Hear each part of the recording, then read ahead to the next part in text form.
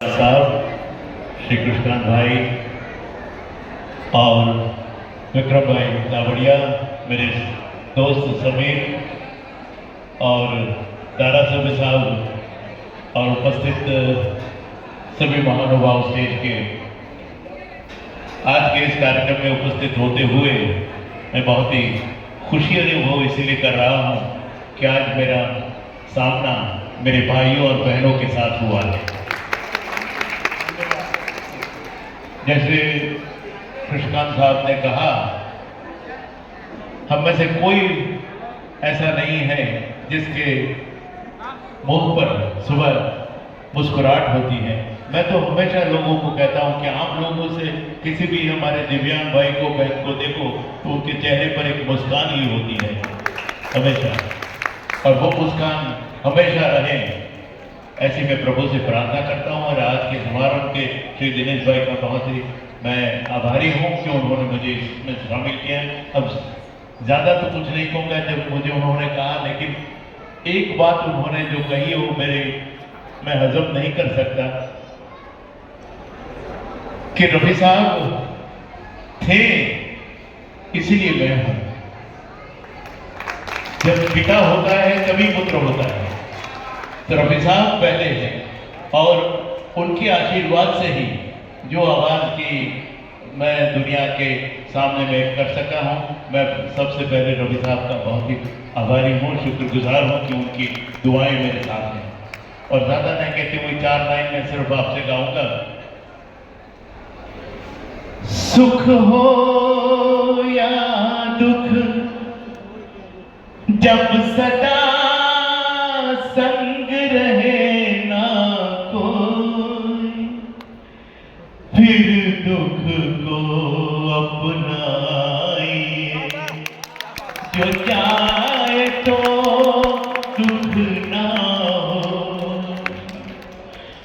कोई जब राह न पाए मेरे संग आए, कि पग पग दीप जलाए। मेरी दोस्ती मेरा प्यार, मेरी दोस्ती मेरा प्यार। अब ज्यादा सुनने के लिए 3 दिसंबर को आपको आना है। 3 दिसंबर को एक बहुत ही खूबसूरत प्रोग्राम जहाँ साहब के अंदर में कर रहे हैं। मैं सभी को कह रहा हूँ कि आप उस दिन आइए तो मजा आएगा। कुछ ज्यादा गाना आपको सुना सकूं। बहुत बहुत शुक्रिया दिनेश भाई, बहुत बहुत शुक्रिया। और साथ ही साथ मैं इसीलिए कहता, सॉरी, हम जहां भी जाते हैं 3 साथ होते हैं, अमर, अकबर और अंथनी। हमारे समीर भाई की बात जब आपने लोगों ने सुनी है, गांधीनगर से मणिनगर आने तक कई लोग थक जाते हैं कि बहुत ड्राइविंग है, तो अहमदाबाद से लेकर लंदन तक जाना ये कोई बच्चों का खेल नहीं है सभी का। और हमारे साथ साथ जो रणजीत हैं, वो हमारा एक ऐसा बॉडीगार्ड है, कहीं भी जाओ कोई भी काम हो, रणजीत को पहले हमसे वहाँ भेज देते हैं कि भाई लाइन क्लियर है ना, तो लाइन क्लियर करवा देता है। बहुत बहुत शुक्रिया, थैंक यू। મજામાં છો કે નહીં? વાહ, હું માના બદલાનો આભારી છું, સેવા અનુરાગી દિનેશભાઈ વ્યાસનો, મંચ મહાનુભાવ સર્વે અને આપ મારા દિવ્યાંગ મિત્રો, આપને દેખીને મને વધારે જુસ્સો આવે છે. મિત્રો, જેમ સાહેબે કીધું એમ હું બી બનાસકાંઠાના બહુ જ નાના છેવાડાના ગામ, જ્યાં લાઈટનો પણ કોઈ હતો નહીં, એવી જગ્યાએ મારો જન્મ થયેલો. અને નાનપણથી જ કુદરતે કાંઈક લખ્યું હશે કે આપણાને કાંઈક વિશેષ શક્તિ દેવી છે. મિત્રો, આપ સમજો, વિશેષ શક્તિ દેવી છે. એટલે નાનપણથી મને પોલિયો, અઠવાડિયું બેભાન હાલતમાં રહ્યો. મારા મમ્મી પપ્પા બંને ડૉક્ટર હતા, છતાં પણ જે કહેવાય કે બહુ જ મહેનતો કરી, છતાં લખ્યું હશે કે મારે આ માના વડલામાં આવું હતું, તો ધીરે ધીરે અઠવાડિયા પછી કોન્શિયસનેસ આવી, પણ મારી છાતીથી નીચેનો ભાગ જે છે એ નેસ્તનાબૂદ થઈ ગયો હતો. સ્ટાર્ટિંગના 4-5 વર્ષ તો આપણે બધાને જેમ ખબર છે એમ આપણને દુનિયા બહુ રૂડી લાગતી હોય છે, બહુ આનંદ. 5-6 વર્ષ પછી એવું લાગે કે આપણે દુનિયામાં કાંઈક અલગ એલિયન છીએ, કાંઈક આ દુનિયામાં અલગ છીએ. ઘણી વખત તકલીફો પડી, ઘણી વખત એવું પણ થયું સ્કૂલમાં કોઈ પણ રીતની નાની મોટી ટીખળો થાય, આ થાય, જેને લઈને ઘણી વખત એવું થાય કે ભગવાન હું જ તને મળ્યો હતો. આપ સમજો દિવ્યાંગ મિત્રો, હું જે કહેવા જઈ રહ્યો છું કે હું જ તને મળ્યો હતો. ઘણી વખત મમ્મીને વાત કરીએ એટલે મમ્મી કે ના બેટા તું તો હવે ઘરે જ ભણીશ, આપણે આવી રીતે તને હેરાન કરીને ના મજા આવે. પછી પપ્પા જે છે એ સરળ સ્વભાવને છેલ્લે સમજાવે કે બેટા તારા માટે બીજો વિશ્વ ક્યાંથી લાવશું? આપણે તો આ જ વિશ્વમાં રહેવાનું છે. જેમ ભગવાને 5 આંગળીઓ આપણી સરખી નથી બનાવી, એમ આપણે પણ આ જ પંજાના ભાગ છીએ. તો આપણે આ જ રીતે રહેવાનું છે. નાનપણથી હરેકની અંદર કુદરતે એક અલગ શક્તિઓ આપી હોય છે. સાહેબની અંદર સંગીતના સરસ્વતી દેવી છે, જેમ સરે જે મીડિયામાં જે બહુ જ મોટું કામ કર્યું, એમ હરેકને કુદરતી કાંક આપ્યું. આપણે આપણી શક્તિને તપાસવાની છે. મને નાનપણથી મોટર સ્પોર્ટ, હવે એવો અઘરો કુદરતે મારી અંદર શોખ નાખ્યો હતો કે જેના માટે 2 પગ હોય અને એ બી આજા લગડી જાય. મોટર સ્પોર્ટનો મતલબ ગાડી 150 ની 200 ની સ્પીડે ચલાવી, એવું મોટર સ્પોર્ટ. નાનપણમાં છાપાના કટિંગથી મનમાં ને મનમાં કથાઓ ગ્રંથિઓ પિક્ચર કરતો. બહુ બધી તકલીફો પડી. 5 વર્ષ સુધી મને મારું લાયસન્સ મેળવવા માટે મેં સરકારની સામે જદ્દોજહદ કરવી પડી.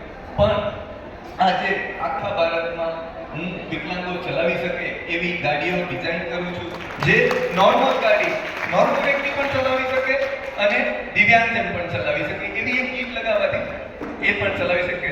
આપણે દિવ્યાંગજનને આજે છે વાહન ચલાવવું એ શોખ નથી, જરૂરિયાત છે, આપણા પાંખ છે. તો બસ આપણે અહીં હું જે આ માધ્યમથી તમને જે મને આ સ્ટેજ મળ્યો છે, તો 2-3 શું છે કે ગમ્મત અને જ્ઞાનની પણ વાતો કરી. મને જે હતું કે મારે કાંક વિશ્વની સફર કરવી છે, જે લંડન સુધી. હવે અમદાવાદથી લંડન 17,000 કિલોમીટર. ભારતમાં એક વખત આવો મોકો મળ્યો, જેમ આપણે ઓલિમ્પિક થઈ એવો, કે ભાઈ આખા ઇન્ડિયાના જે સારા ધુરંધર રેસર છે, જે એકદમ ઓકે છે, સકલામ છે, બધા હાથ પર બધું ઓકે છે, જેમને બહુ મોટું રેસિંગમાં કરેલું કારકિર્દી, એવું તો એમાં મેં પાર્ટ લેવાનું કર. ત્યાં બી ઘણી બધી મહેનત કરવી પડી. ભાઈ તું વિકલાંગ છે, તું કઈ રીતે ચડીશ, તું અચાનક કાંઈ પણ ગાડી એક્સિડન્ટ થશે, તું કઈ રીતે બહાર નીકળી. આવા અઢળકમાંથી પસાર થઈ અને છેલ્લે મને આ બધાના આશીર્વાદથી આ મને મળ્યું કે ભાઈ હું પાર્ટિસિપેટ કરું.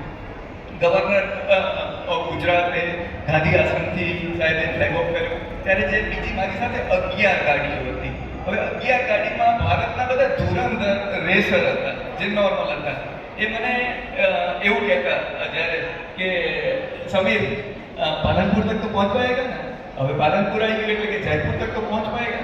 બેઝિકલી આપણે આ કહેવાનું વાક્ય કહેવાનો મારો જે મતલબ છે કે જિંદગીમાં ઘણી વખત કોઈ પણ જાતની ટીખળને તમારે નેગેટિવ નથી લેવાની, પણ તમારે એને બળ બનાવવાનું છે. તો મેં કીધું એમને હું શું કામ આ બધી વાતો કરું, હું ક્યાં પહોંચીશ. જ્યારે લંડન પહોંચ્યો અને લંડનમાં બધી ગાડીઓનું સ્કેનિંગ થયું કે ગાડીઓમાં કેટલું ફ્યુલ, ગાડી કેટલી ડેમેજ થઈ, કેટલા પંક્ચર થયા, કેટલી ટિકિટો, આપણી જે ભાષામાં જે કહેવાય કે મેમો, પોલીસ મેમો, એવી કેટલી ટિકિટો. આ બધાનું આપના બધાના આશીર્વાદથી મારી ગાડી 0 ડેમેજ, ઓછું ફ્યુલ અને કોઈ પણ જાતની તકલીફ વગર પહોંચાડી. ત્યારે એ જ બધા જે મને અહીંથી કરતા હતા એ બધાએ મને ઉપાડી અને કે સલ્યુટ. બસ જિંદગીમાં પણ આવું જ છે કે બસ તમારે હારવાનું નથી. કોઈ પણ તમારી જો વાત કરે છે તો એનો મતલબ સમજો કે તમે સાચા જ થઈ ગયા છો. એ જ રીતે છે. અને આ મંચથી હું સાહેબને બધાની પરમિશનથી આપણને કહેવા માંગુ છું, મિત્રો, વિકલાંગ ધારા, આમાંથી કેટલા જણને ખબર છે કે વિકલાંગ ધારા શું છે? જે કોઈ જાણતા હોય ખાલી હાથ ઊંચો કરો તો મને પેલું આમ ગર્વ થાય કે વિકલાંગ ધારા શું છે.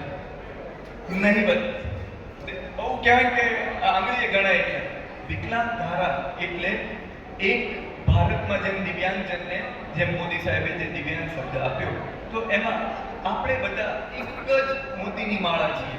તો તમને કોઈ પણ જાતના તમારા હક અને અધિકારમાં કોઈ પણ જાતની તકલીફ પડતી હોય તો તમે સરકારે આપેલી સ્પેશિયલ કોર્ટ છે, કોઈ પણ જાતની જાણકારી જોઈએ તો તમને ત્યાંથી મળી શકે, તમને સહયોગ મળી શકે છે બધા.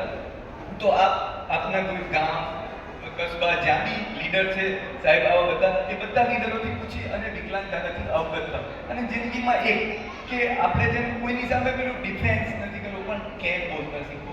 કોઈ તમે લાયસન્સ લેવા ગયા, જેમ મેં કીધું મેં 5 વર્ષ થયા હતા લાયસન્સમાં, પણ મારામાં એક જ કેમ મને ના મળે. એટલી બધું વધારે મહેનત કરી, આરટીઆઈ કરી, કાયદાઓમાં બદલ આપ્યો અને એ રીતે કર્યું. તો આ રીતે એક વિકલાંગ ધારાને જાણો.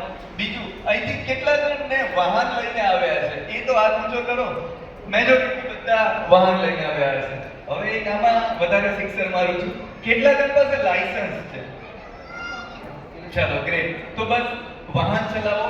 તો એક જ ગુજરાત એવું છે આખા ભારતમાં કે દિવ્યાંગજનોને ઇઝીલી લાયસન્સ મળે છે. તો આપ હંમેશા વાહન ચલાવો તો લાયસન્સથી જ અવશ્ય ચલાવો અને માર્ગ સલામતીનું ધ્યાન રાખીને ચલાવો.